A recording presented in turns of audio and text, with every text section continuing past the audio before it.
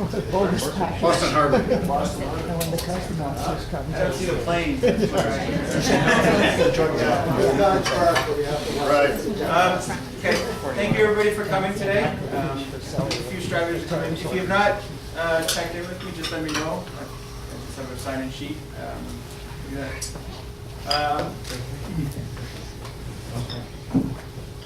Just a couple of, there's coffee, drinks, juice, as you all obviously know. Help yourself throughout the whole few hours. Do that. Anyway, when I spoke to, I met Pat Healy at the 2.4 meter wheels back for September, and we were talking about doing a tactics seminar, and he came up with, in the 5 minutes that we spoke, because he actually was there to initiate the work, but he came up with this. He told me about this concept about how the rules work and how you use it to your advantage tactically and things like that, and it was extremely interesting. So as we talked more, we decided to do a seminar, and that's where we are today. I've known Pat for many years. He's coach of the Canadian sailing team back in '84, the Olympics in 1984, where we won 3 medals. And so that was sort of where I first learned through the family. But we've been sort of in contact off and on ever since. You've read his bio. I'll let him explain a bit more. But if you, I'd like to introduce Pat Healy. Clap at the end. If you clap in the beginning, I can't believe you're sincere. Because you really don't know. I was thinking before I came up here that I came to Canada in 1981 as the national team coach. And then I started the math, and that was 33 years ago. And I was a little worried because when I came in 81, if somebody had come up to me then and said, well, I was the Canadian Olympic team coach 33 years ago, and I want to talk to you about racing and the rules and stuff like that, I think I would have been polite, because I was in Canada, and rolled my eyes a little bit. I mean, 33 years ago, that would have been 1948 in 1981, and I couldn't relate to somebody back then. That was prehistory for me. I mean, the rules hadn't been combined yet. They didn't have any 2-length or 3-link zones. They didn't even have master beam yet. So I didn't. It's not there anymore. Yeah, it isn't. I better change some of these slides. So I'm a little worried, but then again, between 81 and now, I've gotten to go to 6 Olympics, 3 of them with Canada, 2 of them as an official, a whole bunch of stuff, and looking at things. I went back and coached the Naval Academy again, all those trained killers, and trying to think. So we've got a lot of ways of spending time on the water racing, on the water coaching, on the water officiating, and in protest committees listening to you guys when you get into trouble. That there's some ways, I think there's some things to do in the last 35 years, 33 years that we've learned to do it. Before we start though, I need to tell you about Thomas. Where did he left? Good. Oh no, he didn't. At the '84 Olympics, he and his brother showed up with their dad, and they we were pretty focused on our team and trying to get everything ready. The next thing I know, they had all the Solings in the water, they had things up, and Morton and Thomas had this contract with about a half dozen or more of the Soling crews where they would jump in the water and wash the bottoms every day before they went racing. So their entrepreneurial sailing spirits and everything else is pretty famous. We won't tell you about how they almost got arrested and shot at the awards ceremony, but that's a different story, and we'll let him tell you about it later. So we're gonna talk about the racing rules, and to start with, why do we have racing rules? quickly, anybody, it's not to prevent collisions. All right, it's not to do that. In fact, if anything, collisions are really good for television. Okay, as long as it's not your boat, you know, we're gonna get a lot more press and enthusiasm and support and everything else from outside. Why do we have racing rules? What are they there for? What do they do? Anybody wanna? Keep it First fair. aid, Keep you Hmm? honest. first aid. Nah. Describe what happens when boats come together. Well, it describes it, but more than that. It turns it into a game. Well, yeah, it does turn it into a game, but more than that, why are they there? Why do we have rules? To assign blame, Nah, you can do that with a baseball bat. to assign blame. No, not even that. What it does is, when you know, you were right in that it says the rules, but the rules establish the patterns that we're looking at on the water when boats come together. Okay? And there's one way of looking at all sports, but especially sailing, is to break the sport up into three areas: strategy, tactics, and technique. Okay? And for me, when I started looking at this thing for the first time, I've always had troubles figuring out what's the difference between strategy and tactics on there. Well, strategy for these guys is the things, if racing was the fastest way around the race course with a stopwatch, then all of your decisions would be strategic decisions. Okay? It's almost the definition of proper course, if you know the rules, where they would, you know, it's things like, what would you think about if you were jumping into the boat and saying, how could I go the fastest way around the course today? Well, you would do things like weather. Is the wind, where's the wind gonna go to? Is it up, down, left, right, what's going on? You'd worry about current. You'd worry about changing in current if it was a tidal stream. You'd worry about if it were a weekend heavy air regatta and you had to measure, could only measure in one suit of sails, maybe you would go for heavy air sails rather than light air sails. Maybe you would even have the luxury of worrying about different crew weights for different racing. All these strategic decisions, okay? Tactics, well, technique is boat handling.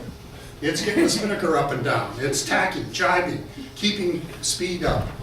Automatic pilot, when you start and 2 minutes after the start, you start looking around, seeing where the other boats are and stuff, and being able to steer without really thinking about it very much on there.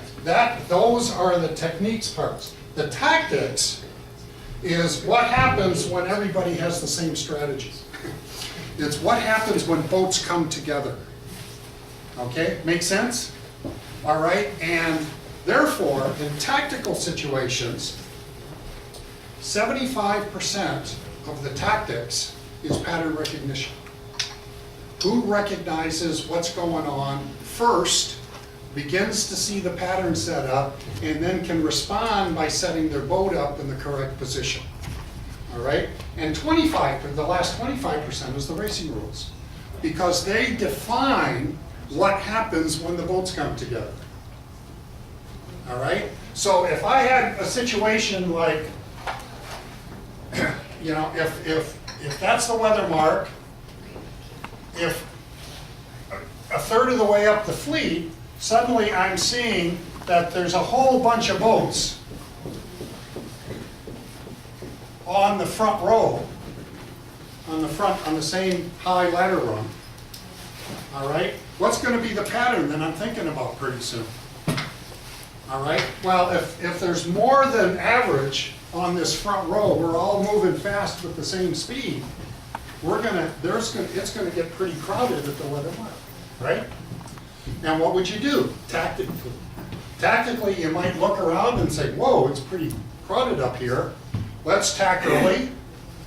Let's go maybe even behind some sterns. Let's get over to the ley line early. let's go past the ley line a little bit, overstand some, and when the pattern finally, we got everybody to the weather mark, and everybody was fighting each other to get it to the weather mark at the same time, we would be coming in on starboard tack, the right-of-way tack, with clean air, and we would end up leaving the mark ahead of the crowd. So tactically speaking, the boat with the best tactics is the one, when 2 boats come together, or 5 boats come together, the best tactical decision is the person that leaves that crowd in first place. All right, make sense? All right, and the rules then define the tactics. And if port tack had right away over starboard tack, would weather marks look different? Okay, would starting lines look different? On there? Absolutely, absolutely. And one of the things early in the year, I love to run practice starts and yell out, port tack has right away over starboard. Because now everybody is, what do I gotta do? And they start realizing that you have to make that approach to the starting line on port tack. And if you're normally steering and coming up to the starting line, if suddenly you do that on the other side of the boat, it looks and feels really strange. All right? And it feels so strange that you're going through every step. You know, what do I do next? What do I do next? And you review everything quickly. So that's why we've got the racing rules. And when we start thinking about what we can do on the water, what is the pattern that we're recognize happening, and what do we need to do to progress this to make sure that we get the best opportunity when this whole thing comes together. You know, that's the chess game of sailing. Make sense? So Pat? Yes. Just, if anybody has questions while we're going through this? Yes, go ahead and interrupt me. If I don't recognize you, throw something at me, preferably soft enough that it won't leave a mark. But yes, please do. And if you can use a darker marker, you can't, it's hard to see from back here. Well, I okay, don't know if you've got a black one. I would.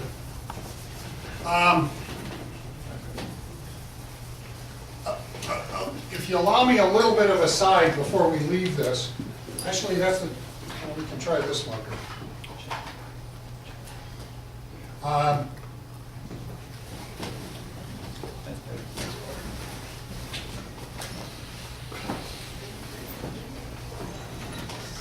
All right, just thinking about the coming winter and spring and summer, if we do break this down in tactics, strategy, and technique, and we say that on September 1st,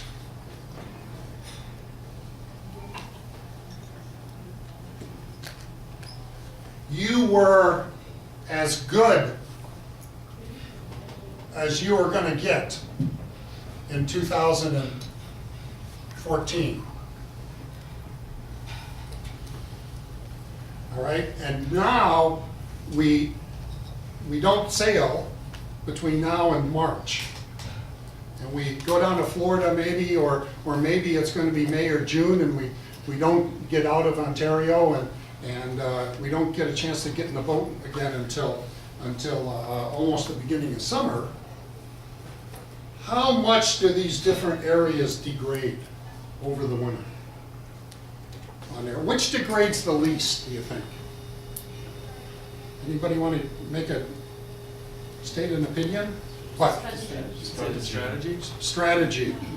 I completely agree with you. I think that you know, come March, if I'm looking around and I'm seeing that it's a day where there's lots of oscillations, I'm going to recognize that, and I'm going to think about the strategy for oscillations rather than a persistent shift. Before the race starts, I'm going to think about currents and stuff like that. So if this was 100% of last year, how much do you think strategy would drop? Just give me a number.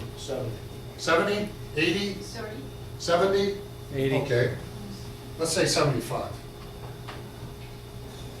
Okay, so on March 15th, all right, strategy would be at 75%. Okay?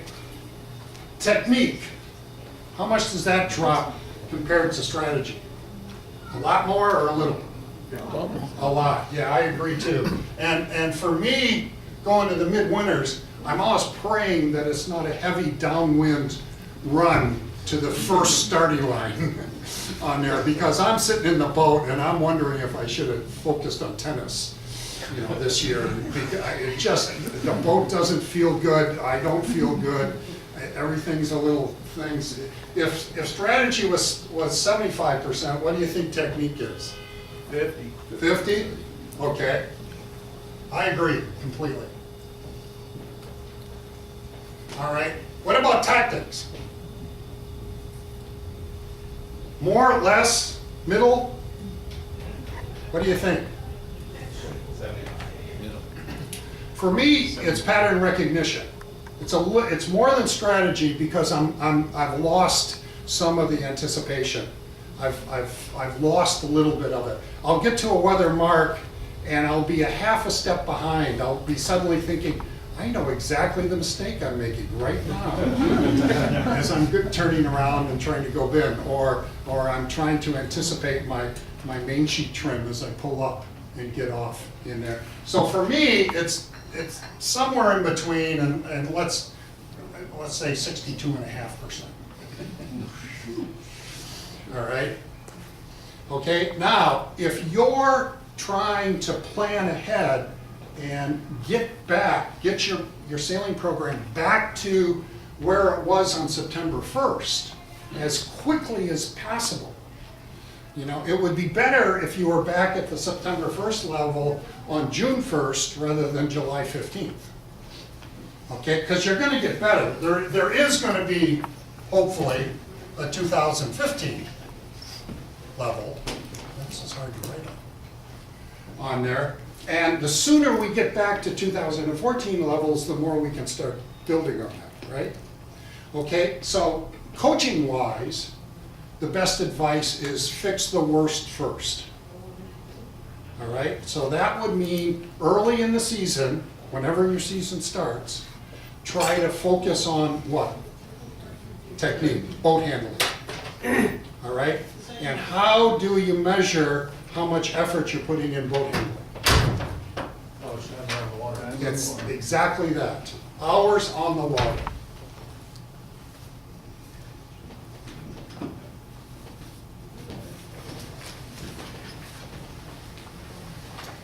All right? It's simply that. It's not racing. It's not starting practice. It's not anything. It's just you with your crew. Maybe not even, you don't even need another boat. It's just out there getting the rhythm, getting the feel for how it feels, getting the feel of the boat through the waves, getting all of that back. All right? And where a coach sees that that isn't quite up to speed yet is about 45 seconds to a minute and a half after the start of a race. Everybody at the start is concentrating like mad, and they're looking at the jib and they're looking at the waves, and they're trying to keep the boat moving as fast as possible. And 45 seconds, 60 seconds, 75 seconds, that's when you get your head out of the boat and you start looking around to see how the rest of the fleet's doing. All right? If you've got the time in the water, on the water, when you look out of the boat, you go into automatic steering. You can just look around and you'll still be steering as fast as possible. It's a little bit like driving a car. Have you been on the 401 and you're driving along and you get halfway to Kingston and you just kind of lose yourself in some thought, and then suddenly you realize that you're 10 or 15 kilometers down the road, and you've been just as safe, if a car would have, if a deer would have come up to the side of the road, you would have looked at it right away. If something strange would have happened where lights were going on, brake lights were going on, you would have focused on it right away. You're keeping the car in the middle right away. You're just as safe as normal, but you're on automatic pilot. All right, it's this automatic pilot that 75 seconds after the start, you can look around, and even though you're figuring out wind shifts and who's pointing high and who's pointing low, you're still steering the boat as fast as possible through the waves. All right, and that is hours on the water. All right, so getting down, if you're going to a midwinters, and you can afford to take 1 or 2 or 3 or 5 or 15 or 30 days off before the regatta and go down there and sail. All right, it's not a matter of time, it's not a matter of money, it's a matter of priorities. You know, work isn't as important as you really think it is, honest. All right, if you can get down there, get out on the water, just sail with your crew. If you can get another boat, and you can go out there and just sail next to each other, going as fast as possible, straight line, all right, that will get you back up to here as fast as possible in the shortest amount of time. All right, second, tactics, how do you get back up? Anybody want to guess? Pardon? Racing, what kind of racing? Tactics is what? When boats come together, right? Computer so simulation. I want lots of racing where boats come together. So what do? Get a partner. Get a partner, but I shorten the courses. Instead of having 1 race a day or 2 races a day, I might have 5 or 6 or 7 races a day early in the season. Maybe they're only 8-minute races, and we go out there and bam, bam, bam, and we get them off, and we let people get to crowded weather marks and crowded starting lines and crowded leeward marks. All right, lots and lots of races, short duration. All right, and if we're racing, you know, at the beginning of the year, we're going to be doing 8 races per day or 10 races per day. All right, and then to get up to where we were as fast as possible, and then as the season progresses and you get close to that regatta that's important for you, then you start lengthening out the races and end up with races the duration of that goal regatta.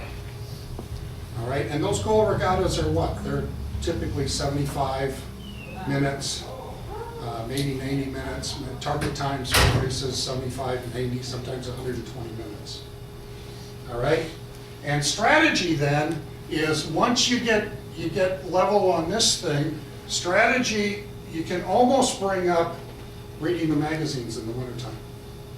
But you can set up, you can make sure you've got a plan, you can start that race with a plan and keep going. And if this happens, if you get to here on May 1st, or better yet, March 15th, all right, then instead of July 15th, then your work to get up here is going to be, in fact, you're going to be going up in here in 2015. Okay, does that make sense? Anybody buy a used car from me at this point? Anybody not want to buy a used car from me at this point? Okay, let's talk a little bit about the racing rules. And because that's what we promised you. Actually, Thomas said I could talk as long as I wanted, but you guys were leaving at 3. Is that right? Is that what people are planning on? We have to be out of here. Okay, we've got the room till 4. I'm happy to stick around as long as people have questions. But if you have to get up and leave at 3 o'clock, or you have to get up and go to the bathroom, people standing up and walking toward the back of the room has never bothered me ever. It's only when you stand up and start walking toward the front that I begin to worry. But okay, so here's A, here's B. I want to start carte blanche. I want to start with a blank sheet of paper, and I want to design the rules from scratch. This time so they make sense.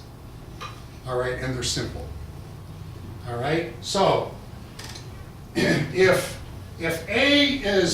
B is going faster than A and is catching up, who should we give responsibility to avoid a collision? B. How many say B? All right, that's the thing. Anybody want to vote for A just because their cousin is in the boat? All right, none of the above? All of the above? All right, why B? He's going fast. Pardon? He's catching up. He's catching up. So what? He's faster. So we have more two. maneuverable. Okay, faster, more maneuverable. Any other reason? He can see. Overtaking. Well, you're right, he's overtaking, but so what? He's going to the danger.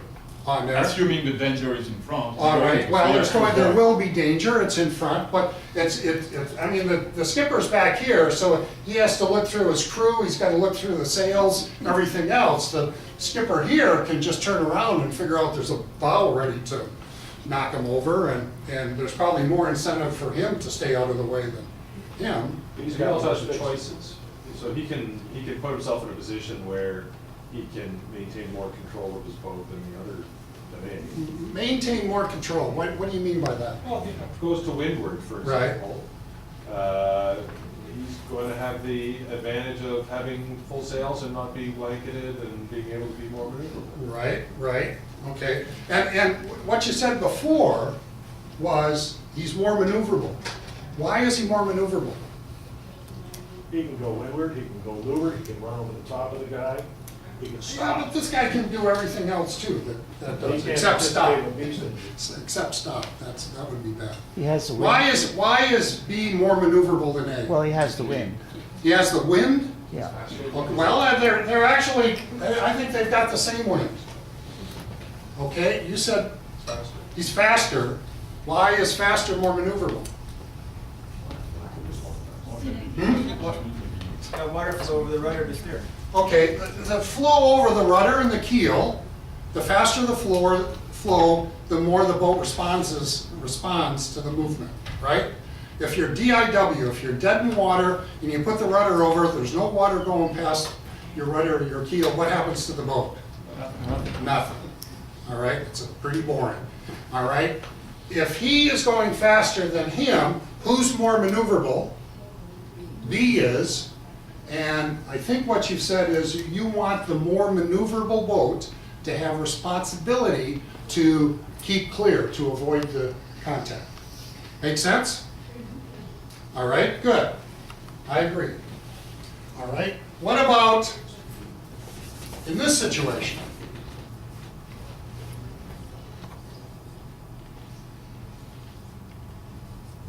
All right, now, who should we make responsible to keep clear? B again, B or A? B. All right, B votes, A votes, not quite as clear? Why B? Well, because he has the wind. Has the, so what? Then it's the same More maneuverability. Pardon? It's the question of maneuverability. Okay, because he's got the wind, this boat is in wind that's been affected by this boat. So this boat, in theory, is more maneuverable than this boat. Okay, so we should, the responsibility to keep clear is this boat's responsibility. Make sense? We'll give B the windward, we'll give windward boat the responsibility to keep clear. Okay? All right. What about here?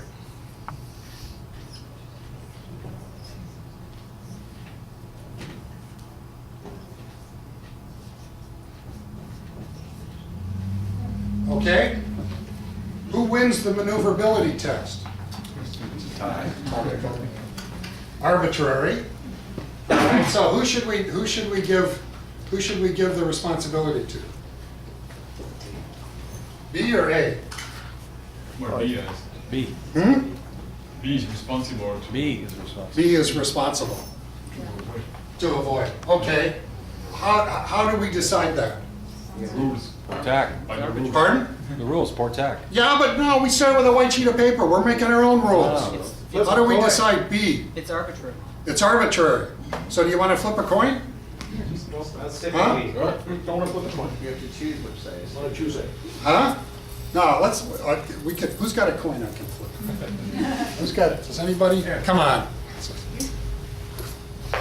What is it? Where'd it go?